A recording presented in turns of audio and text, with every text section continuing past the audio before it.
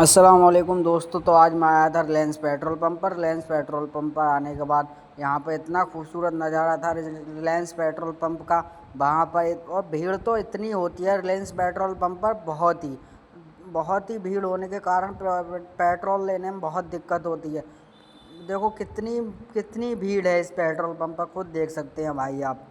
रिलायंस और फिर कुछ देर के बाद हमारी गाड़ी आ गई। गाड़ी बैठकर हम चल दिए अपने घर की तरफ। फिर रास्ते में सिद्धि विनायक पड़ा और इतना खूबसूरत नज़ारा, माशाअल्लाह कितना खूबसूरत नज़ारा है सिद्धि विनायक का।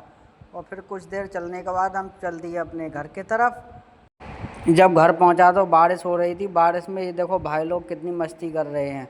मस्ती के दौरान है ना, ये भी पता नहीं चल रहा मैं कर क्या रहा हूँ।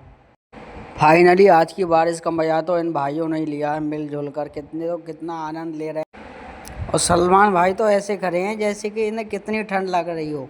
अब ये हमारे यूनुस चाचा